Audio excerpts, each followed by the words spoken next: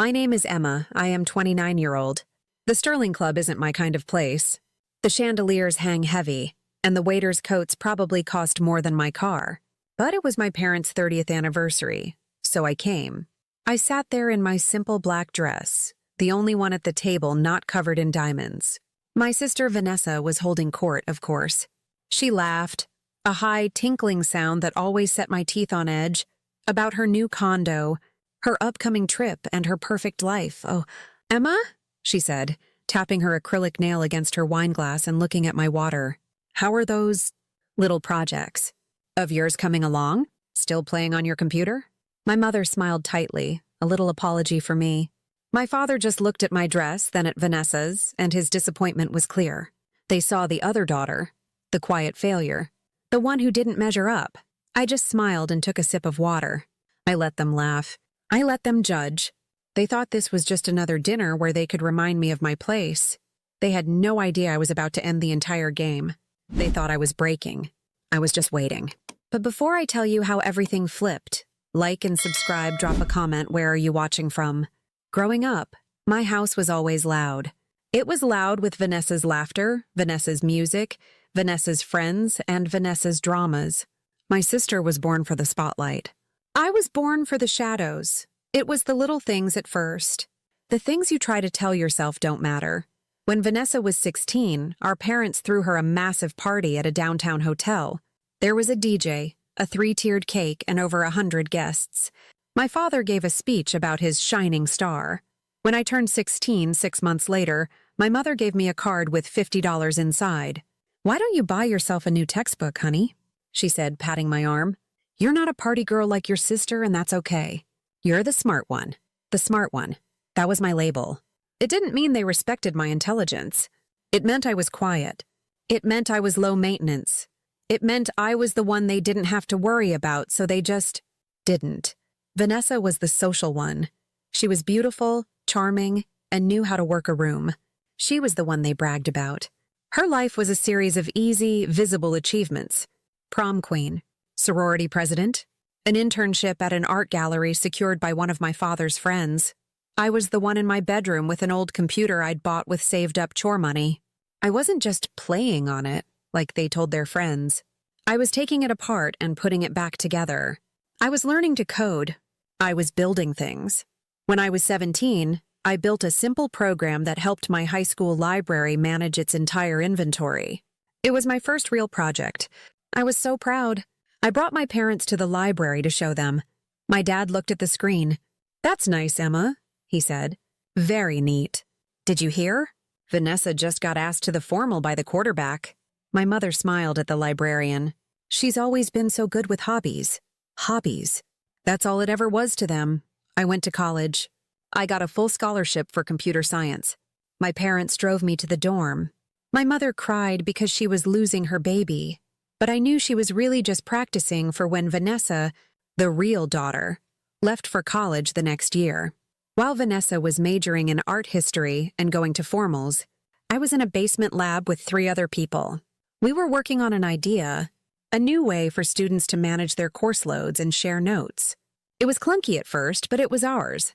My sophomore year, we won a state-level tech grant. It was $20,000. It was the most money I had ever seen. I called home, my hands shaking. "Mom, Dad, you won't believe this. We won the grant. $20,000. There was a pause. "Oh, honey, that's wonderful," my mother said. Her voice was distracted. "Listen, can I call you back? Your sister just announced she's studying abroad in Florence for a semester, and we're planning the cutest going-away party for her." I clicked the phone shut. I sat there in the buzzing fluorescent light of the lab, and I just stopped. I stopped expecting them to see me. I stopped trying to make them proud. I realized right then that their pride was a closed loop. It was reserved for Vanessa. I took my half of the grant money and, instead of spending it, I invested it.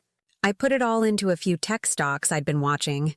It felt like the only thing I could control. I kept working. I built my app. I graduated summa cum laude. I sent them an invitation to the ceremony. I was giving a small speech as one of the top students in my department. They didn't come. "Oh, Emma, you know your father's back is tricky," Mom said over the phone. "And it's just so long to sit for a graduation. We'll be there in spirit. Vanessa is sending you a new scarf. Isn't that sweet? I gave my speech. I accepted my diploma. I walked off the stage and I didn't look for them in the crowd. I learned to expect nothing. It was safer that way. After college, I got a small, cheap apartment. My parents were horrified. But Emma, it's so plain, my mother said, wrinkling her nose at my second-hand furniture. Vanessa, meanwhile, had graduated and moved into a stunning downtown loft. My parents co-signed the lease and furnished the entire thing. She needs to be in a good neighborhood, my father explained. It's important for her career in the art world. Her career was being an assistant at the same gallery, mostly planning parties. But that was a real job. Mine was not. I was working 18-hour days. My college app had gotten some attention. I had a team. We were building something bigger. My parents just knew I worked with computers. They thought I was a secretary or a repair person. It's a shame you didn't get a job at a real company, Emma, my father would say at Sunday dinners. Like Microsoft. Or even Dell, this little startup thing. It's not stable. You should be thinking about a 401k. I tried. One last time. I was 25. We had just secured our first round of major seed funding. It was $3 million. I had never felt so alive. I drove to my parents' house. I had the bottle of champagne in my bag. I walked in. They were in the kitchen with Vanessa. She was crying. He just broke up with me, she wailed. After I bought tickets to Cabo. My mother was rubbing her back. He's a fool, sweetie. A terrible, terrible fool. My father was on the phone. Yes, I need to cancel a credit card. My daughter's... Well, there's been some fraud. I stood in the doorway. My $3 million victory felt small, stupid. I turned around. I put the champagne back in my car. I drove back to my office. I never tried to tell them about my work again. From that day on, I built a wall. I smiled at family dinners. I nodded. I listened to them praise Vanessa for getting a 2% raise. I listened to them criticize my tiny apartment. I listened to them tell me I should get out more and find a nice man. I just nodded. And I worked. I learned to live a double life. The Emma they saw was the quiet, failed, smart one.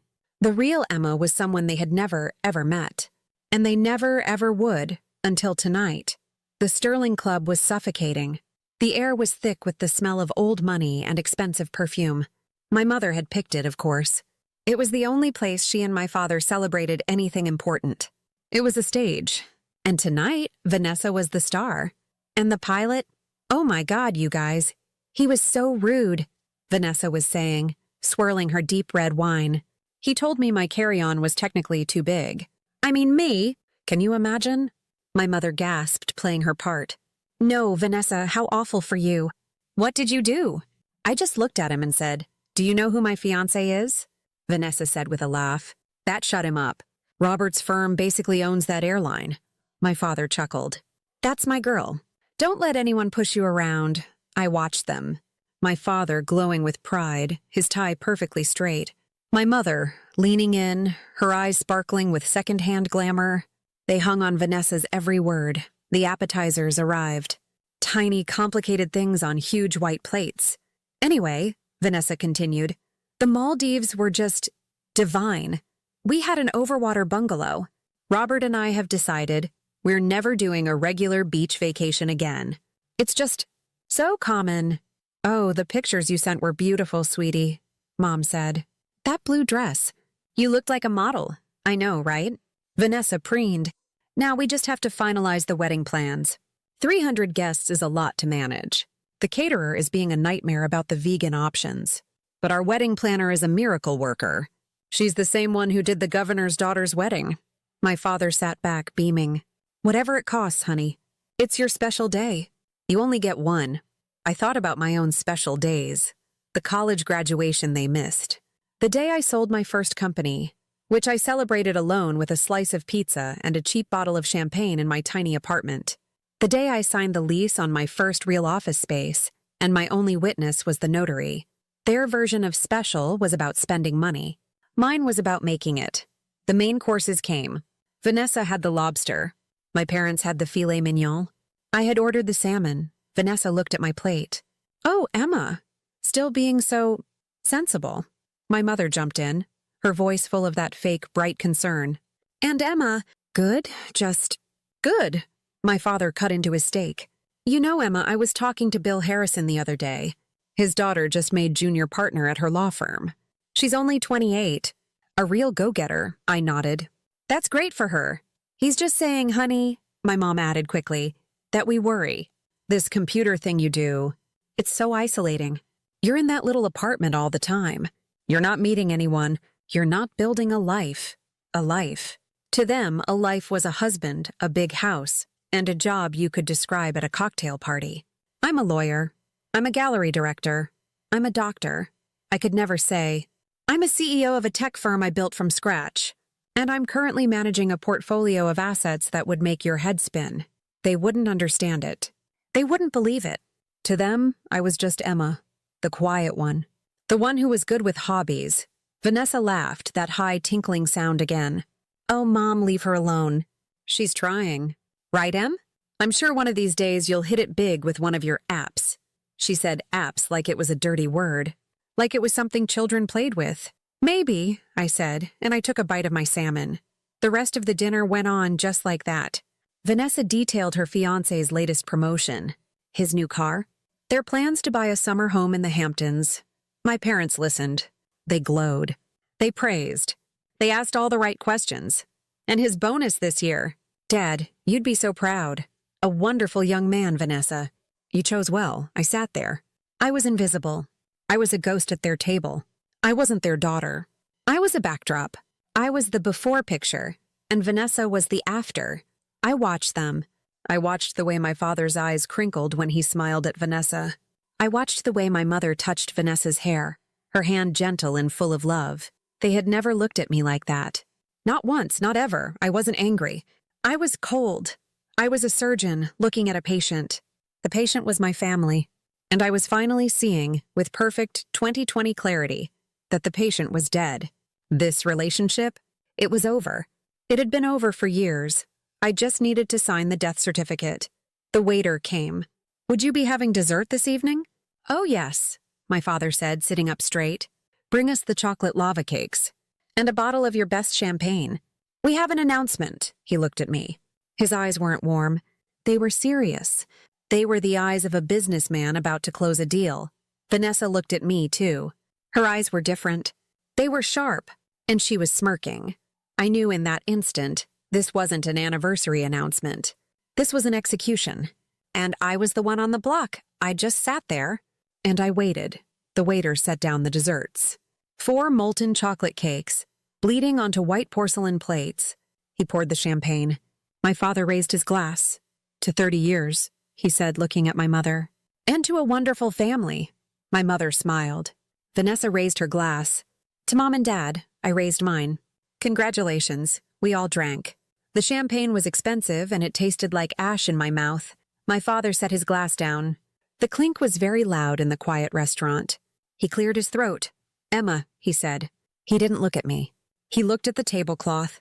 Your mother and I, we've been doing some financial planning. For the future, I waited. I kept my hands folded in my lap. When you both turned 18, he continued, we gave you your trust funds. Your grandmother was very generous, $1.2 million each. It was a gift, a head start, a foundation to build a responsible life upon. He finally looked at me. His face was a mask of tough love. It was the face he used when he was about to be cruel. For my own good, we've been watching you. Emma, we've been concerned, deeply concerned. My mother chimed in, her voice soft and full of false pity. Honey, we see you in that tiny, tiny apartment. You wear the same simple clothes. You're not living. We know you try hard with your little projects, but that money, it's just gone, isn't it? I didn't say anything. I let her words hang in the air. It's gone, isn't it? My father leaned forward. You blew it, Emma. You blew $1 million head start. We don't know how. We don't know what you spent it on, but it's gone. You had a golden opportunity and you threw it away on nothing. Vanessa took a delicate bite of her cake. She was looking at me, her eyes wide with fake sympathy. Oh, Emma, she whispered. All of it? We see Vanessa, my father said, his voice warming as he turned to her. We see the beautiful home she's built with Robert. We see her smart investments, her career, Her maturity. Vanessa has been so responsible, my mother added, reaching out to pat my sister's hand. She understands the value of money. She's building a legacy, my father nodded. Exactly, a legacy. And that is a parent's number one concern. What we leave behind. And we need to know. We have to know that what we've built will be in responsible hands. The air was very, very still. I could hear the faint sound of a piano from the lounge. So, my father said, his voice dropping, your mother and I have made a decision. We've spoken to our lawyers. We are restructuring our will. The remaining inheritance, the portion that would have been yours, we are transferring it all to Vanessa. I looked at Vanessa. Her face was a perfect mask of shock. Oh, Daddy? Mom? I don't know what to say.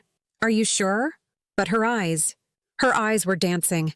Her smirk was just barely hidden behind her champagne flute. She knew.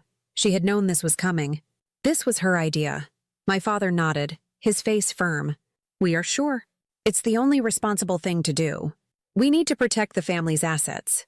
We need to protect you from yourself, Emma. Protect me from myself. I stared at him. I stared at my mother, who was nodding, a sad, "This hurts me more than it hurts you" look on her face. I stared at my sister, who was already in her mind spending my money. This was it. The final betrayal. They hadn't just ignored my successes. They hadn't just dismissed my life. They had now officially declared me a failure. A charity case. A child who couldn't be trusted. They took away the one thing they thought I had left.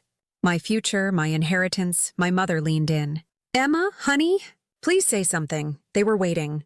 They were waiting for the explosion. They wanted the tears. They wanted the screaming. They wanted me to yell, "It's not fair!" They wanted me to break down, to beg, to prove them right. To prove I was the unstable, emotional, failed daughter. I looked at my father. I looked at my mother. I looked at my sister. I picked up my fork. I took a small bite of my lava cake. It was rich and sweet. I swallowed. Then I looked at my father, and I said one word, "Okay." The silence that followed my "okay" was a vacuum. It sucked all the air from the table. My father's face, which had been set in a look of stern resolution, just crumpled. He blinked. What did you say?" I said okay, I repeated. My voice was perfectly level.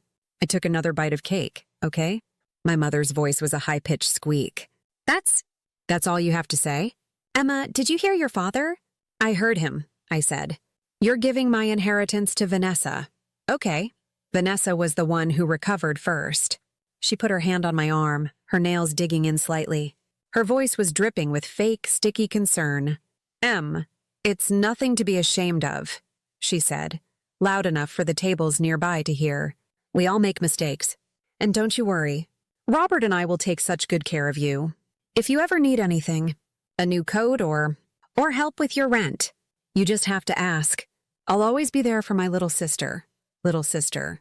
I was 2 years older than her. She was gloating. This was her victory lap. She was painting me as a charity case, a pathetic creature she would now be responsible for. My father's confusion turned to anger. My calm okay was an insult. It was not the reaction he had prepared for. He had prepared for tears. He had prepared for a fight. He had a whole speech ready about responsibility and tough love. My quiet acceptance stole his power. "Don't you okay me, young lady," he snapped, his voice low and sharp. "This is not some small thing. This is your future. A future you threw away.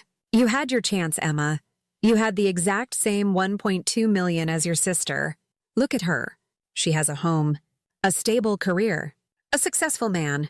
She built something." He gestured at me, his hand slicing the air. "And what do you have? A one-bedroom apartment you can barely afford. A hobby that clearly pays nothing. No husband, no prospects. You are 29 years old and you have nothing to show for your life. We are disappointed, Emma. We are profoundly and deeply disappointed." There it was. The word, their favorite weapon, disappointed. It used to shatter me. It used to send me running to my room, vowing to try harder, to be better, to finally get them to see me. But tonight, the word just hit me and fell to the floor. It had no power anymore. "I understand," I said. "No, you don't understand," my mother cried. She was actually tearing up. But they weren't tears for me. They were tears of frustration. I was ruining her scene. We are doing this because we love you. We are trying to help you. Why are you being so cold? Why won't you talk to us? We've been talking my whole life, Mom, I said, my voice still quiet. You just haven't been listening. That's not fair. She shot back. It's not, I agreed. Vanessa leaned back, a full smirk on her face now. She had won. She had gotten the money, and she had gotten the satisfaction of my parents confirming once and for all that she was the good daughter and I was the bad one. She raised her champagne flute. Well, she said, I for one am grateful. Thank you, Daddy. Thank you, Mom. I promise I will be an excellent steward of the family's legacy. My father nodded, looking at her with pure, unfiltered love. We know you will, sweetheart. We know it's in good hands. They all looked at me, expecting a final crack, expecting me to finally lose it. My father, triumphant.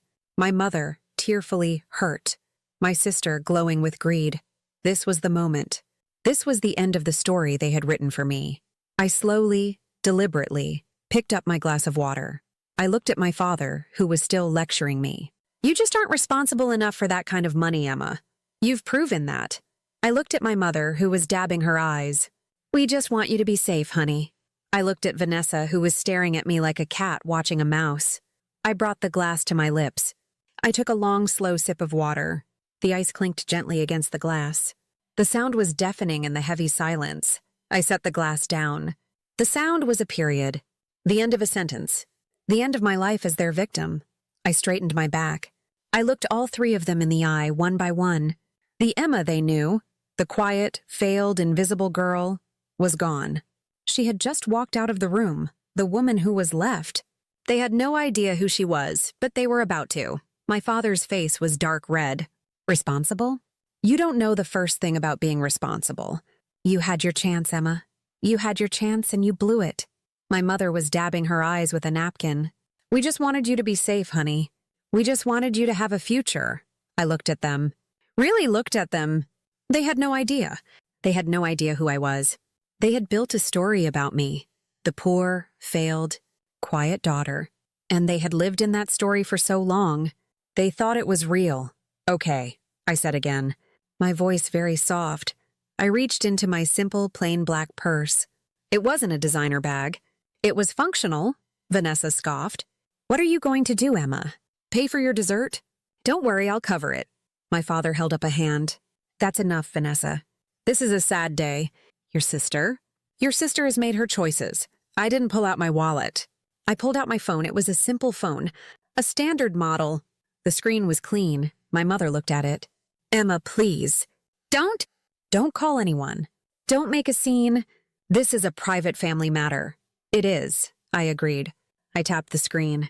I opened an app. It was a simple, secure banking app. It took a second for my face to scan in the dim light. I turned the phone around and placed it on the white tablecloth, right next to the half-eaten lava cake. I said nothing. Let them look. My father squinted. What is this, some kind of game? A website? Vanessa leaned in, her eyes sharp. She read the screen. She was the first one to see the number. Her face went from a smug, satisfied smirk to nothing. It was like a mask fell off. The blood drained from her face. She went so pale I thought she might be sick. She put her hand to her mouth. She didn't speak. My mother leaned in next. What is it? She saw the number. She gasped. It was a small, sharp sound like a bird being hit. Emma? What? I don't understand. My father finally leaned over. He saw it. He stared. He took off his reading glasses, wiped them, and put them back on. On the screen, in plain, simple black and white numbers, was my current checking account balance, $67,349,284.33. It's a fake, my father said, his voice flat. He sat back. It's a fake website. Emma, my God, this is pathetic. Have you gotten into some kind of online scam? Did you make this? No, I said. That's not real, Emma, he snapped. There is no way you have $67 million. You're right, Dad, I said. I don't. That's just my checking account. My main investment portfolio is separate. The table was completely, utterly silent. The piano in the lounge seemed to get louder. You said, I blew the trust fund, I said. My voice was calm. I wasn't yelling. I was just stating facts. You said I had my chance. I picked up my phone. You were right about one thing. I did get 1.2 million when I was 18. I remember, because Vanessa spent hers on a new car and a year in Europe. You told her she deserved a break.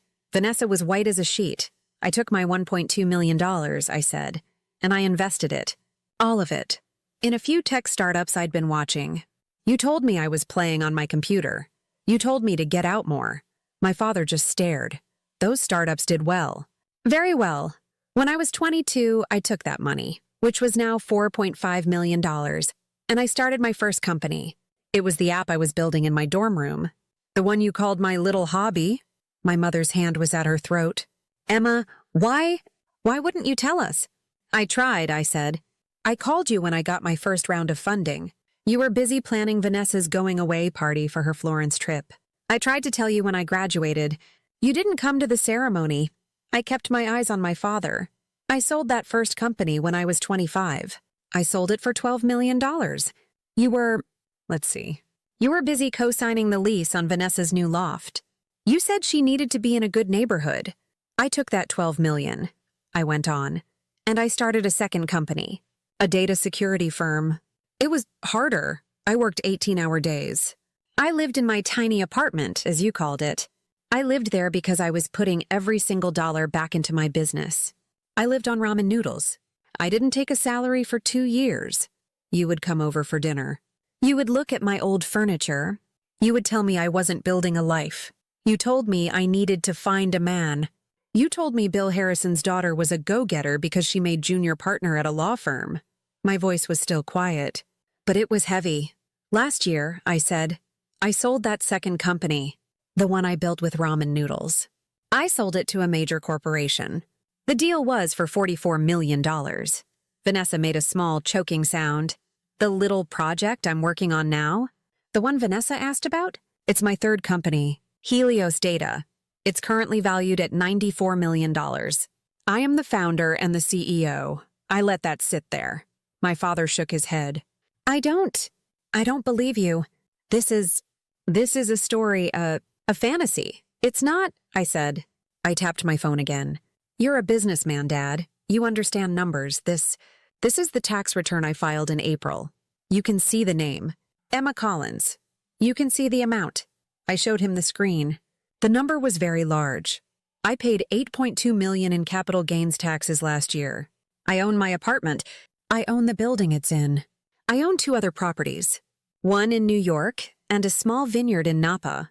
I have never touched a single dollar of your money. I don't need your money. I don't need your inheritance. I put the phone down. No one spoke. My father's face was no longer red. It was gray. My mother was looking at me, but her eyes were blank. She was seeing me, but she was also seeing a ghost. She was seeing a person she had never met, Vanessa. Vanessa just looked sick. The silence was total. It was a heavy, cold lead blanket. It was the sound of their entire world, their entire understanding of their family, breaking into a million tiny pieces. The favorite daughter, the failed daughter. It was all a lie. My father opened his mouth. Nothing came out. He closed it. He looked at my mother. He looked at Vanessa, and then very slowly, he looked at me. He wasn't looking at Emma. He was looking at a number. He was looking at $67 million. He was looking at a stranger. My father found his voice first. It was a rasp. Bill Harrison, our financial guy, he never mentioned this. If this was real, he would have known. He manages all the family's assets. He would have said something. He was grasping. He was looking for a life raft. He was looking for any proof that his world was not completely upside down. I almost felt sorry for him. Almost.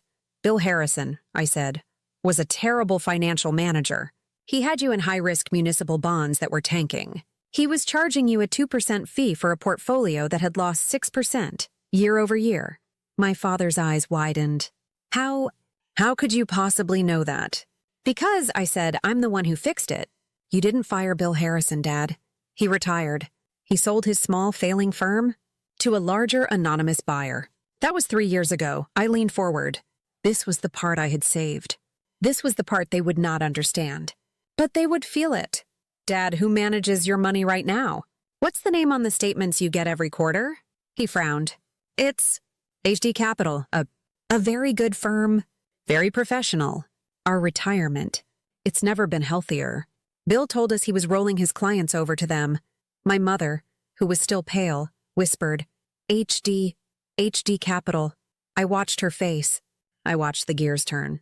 I watched her look at my face, then at the table, then back at my face. HD, I said. Helios Data, as in my company. HD Capital Partners is the wealth management arm of my corporation. The one I set up after I sold my second company.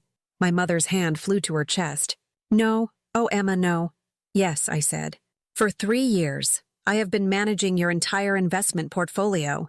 Your retirement, your stocks, your liquid assets, everything. My father just deflated. He sank back into the plush leather of the booth. He looked old. He looked small. I remember, I said, my voice still quiet. I was at Sunday dinner. 3 years ago. You were yelling about the market. You were terrified. You told Mom you thought you'd have to sell the house. You said you were being killed. I went home that night, I continued, and I looked up your portfolio manager. I saw the mess, so I bought his firm. Anonymously, I took on his clients. I rolled your assets into my system. I restructured everything. I got you out of those terrible bonds. I put you into tech index funds. I diversified. I looked at him.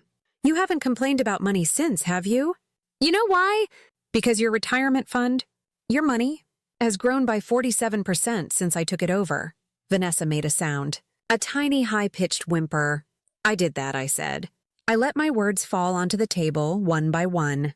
I, the irresponsible daughter, the failure, the one who blew her trust fund. I have been saving your financial life in my spare time for 36 months. I did it quietly. I did it, I said, my voice finally having a small tremor, while you were dismissing me. I did it while you were praising Vanessa for her financial maturity. By the way, Vanessa, that art gallery you work for, its investment account, also managed by my firm. I've been personally approving your last 2 cost of living raises, which I saw were well above the company's average. Vanessa looked like I had just slapped her. I protected you, I whispered. I hadn't meant to say it, but the word came out. I protected your house. I protected your retirement. I protected your legacy. I did it all. While you sat at this table tonight and you shamed me. You shamed me for my simple dress. You shamed me for my tiny apartment. You shamed me for not being her. I pointed at Vanessa, and that's when they broke. My mother started to cry. Not the frustrated, angry tears from before. These were different. They were deep, gasping, ugly sobs. Oh my God, she cried into her napkin. Oh my God, Emma, what have we done? Vanessa was trembling. Her whole body was shaking. She wasn't looking at me. She was looking at my phone, which was still on the table, glowing with my tax return. She was looking at it like it was a bomb. My father was speechless. He was a man built on pride, on success, on being the provider. And I had just told him that his entire identity was a lie. He had been saved. He had been rescued by the one person he had never, ever respected. He just stared at the tablecloth. His face was gray. His hands were shaking. He was gone, the daughter they never saw, the daughter they never even met. She was sitting right in front of them, and she had just taken everything. The silence of the reveal was broken by my mother's sobbing. It was loud and it was raw. People at other tables were starting to look. Please, stop, my father whispered, his voice thick. He wasn't talking to me. He was talking to my mother. Caroline, stop, you're making a scene. A scene? She shrieked, her voice muffled by the napkin. Richard, did you hear her? Did you hear what she said? Oh, Emma. Emma, she couldn't finish. She just broke down again. But Vanessa was a survivor. I watched her. I watched her shaking hands. I watched her pale face. I watched the terror in her eyes. And I watched her calculate she knew she had lost. The inheritance, the favorite daughter title. It was all gone. It had turned to dust. She was no longer the star. She was nothing. So she pivoted. With a loud sob that was almost as dramatic as my mother's, Vanessa grabbed the champagne flute. Her hand was shaking so badly that champagne slopped over the side. Oh my God, she cried. Emma, I I had no idea. She looked at my father. Daddy, this is wrong. This is all wrong. The inheritance. I can't. I won't. I won't take it. She pushed the champagne flute away so hard it almost tipped over. This is a mistake, she said, her voice rising. Emma should have it. She should have all of it. She's, my God, Em, you're amazing. She turned to me, her eyes wide and wet with new, fresh tears. They were very convincing tears. Em, I'm so sorry. I was joking tonight. All that stuff about your projects. I was just teasing. You know I love you. You've always been the smart one. I always said that, didn't I, Mom? I always said Emma's the smart one. She reached for my hand. We can fix this. You're a genius. I always knew it. We can go shopping tomorrow. I can help you with, she trailed off. What could she help me with? It was pathetic. It was the most pathetic, transparent, desperate thing I had ever seen. An hour ago, I was her little project. I was the sensible, plain, failed sister. A charity case, now? Now that I had 67 million, I was amazing. I was a genius. I watched her. I felt nothing, no pity, no anger, just coldness. I looked at her hand, reaching for mine. I didn't move. Stop it, Vanessa, I said. My voice cut through her fake sobs. She froze. What? I'm just saying, I'm on your side. No, you're not, I said. You're on the side of the money. I'm the same person I was an hour ago, Vanessa. I'm the same person I was yesterday. The same person you've been mocking my entire life. I looked her right in the eye. The only thing that changed is your perception of me. The only thing that changed is you found out I'm rich. Her face fell. She knew I saw her. She knew I saw all of her. Emma. My mother's voice was a desperate whisper. She had her sobs under control. She slid across the booth, pushing my father out of the way, and grabbed my arm. Her grip was tight. Emma, please. Honey, we made a mistake. A terrible, awful mistake. We didn't know. That's the point, Mom, I said, looking at her. You didn't know. You never asked. You never looked. It was easier for you. It was easier to have one perfect daughter and one failed one. It made your world simple. You never once tried to know who I was. That's not true, she cried. We love you. We've always loved you. We just worried. We worried you were alone. We worried you weren't happy. I was happy, I said. I was building something. I was working. You just didn't like what it looked like. It didn't look like Vanessa's life. So it had to be wrong. Emma, my father's voice. It was gravel. It was broken. Emma, what do you want? Do you want an apology? We're sorry, God. We are so sorry. We are so proud of you. There it was. The word. The one word I had spent my entire childhood, my entire life trying to hear. Proud. I waited for the feeling.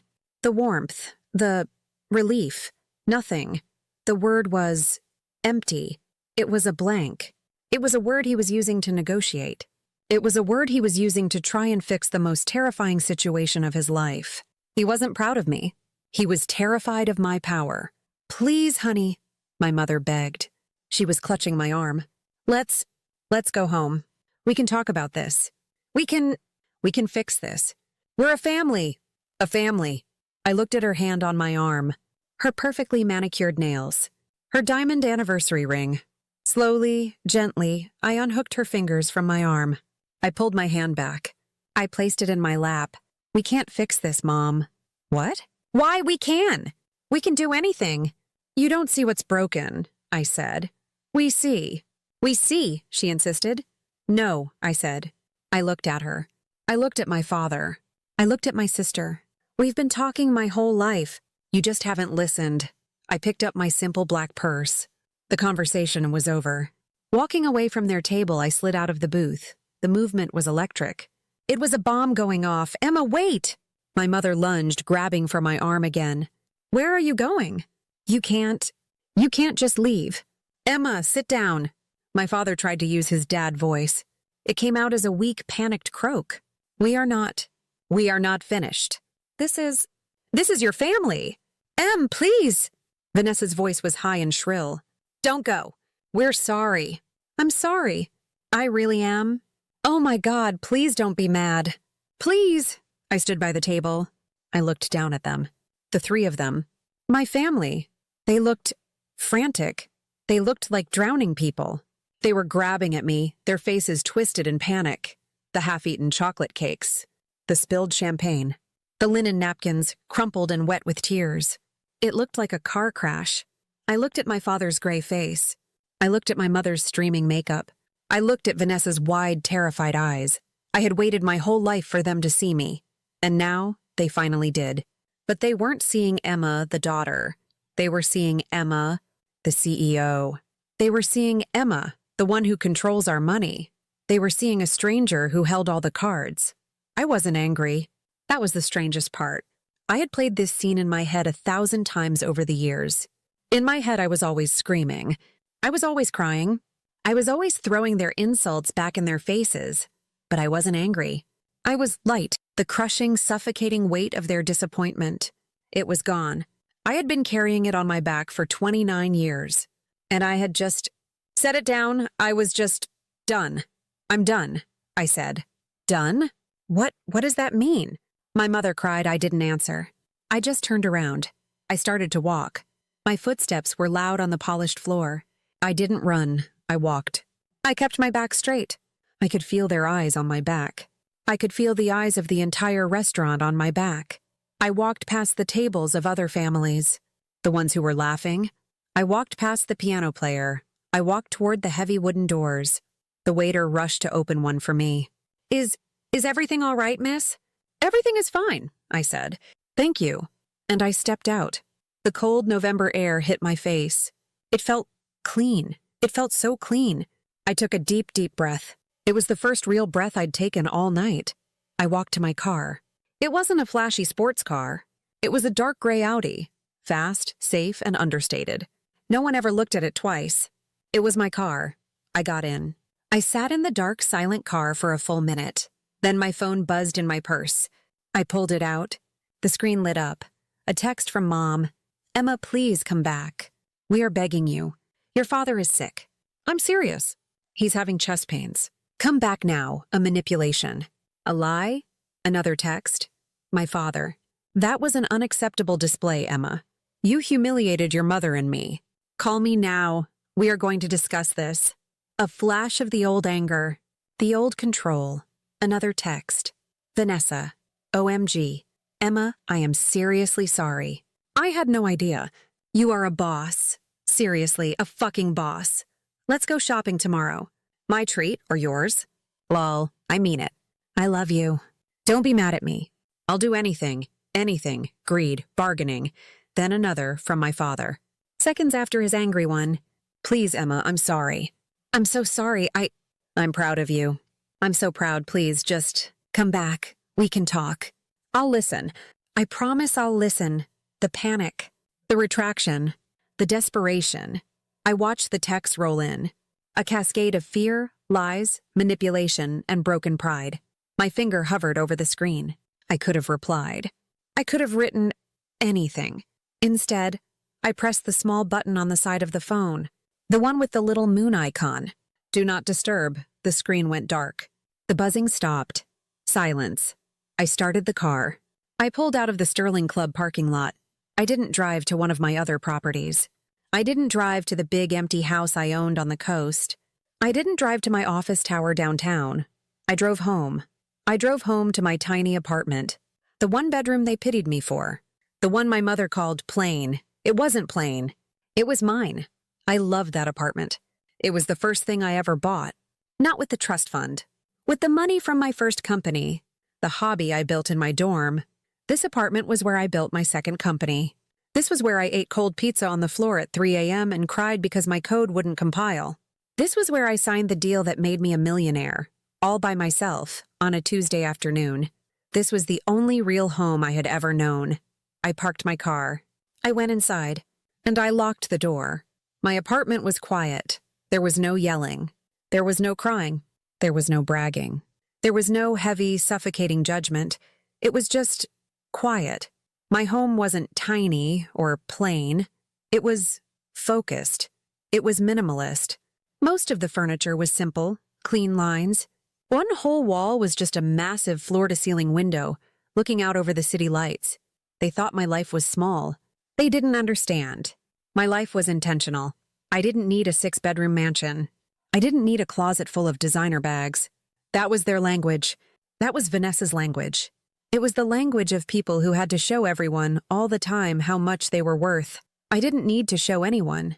I just was. I took off the simple black dress. I threw it on the chair. I pulled on an old soft gray sweater. My favorite one. It had a small hole in the sleeve. I went to my kitchen. I opened the fridge. I pulled out a bottle of wine. It wasn't 500 champagne. It was a $30 bottle of red that I liked. I poured a glass. I walked over to the big window. I looked down at the city. The lights. The cars moving like tiny bright insects. I stood there, and I thought about the scene at the restaurant. I thought about their faces. The shock. The panic. The terror. They hadn't been apologizing to me. Not really. They were apologizing to the $67 million. They were apologizing to the woman who, they suddenly realized, controlled their retirement. They were apologizing to the power. If I had lost all my money tomorrow, would my father still be proud? No. If I was broke, would my mother still be begging me to come home? No. If I was poor, would Vanessa be calling me a boss? No, and that was sad. It was a deep, cold sadness. But it was okay. It was okay. Because I didn't need them anymore. I had spent my entire life trying to get their approval, their validation, their love. I had been waiting for them to finally turn around and see me. Tonight I had finally, truly, understood. They never would. Not the real me.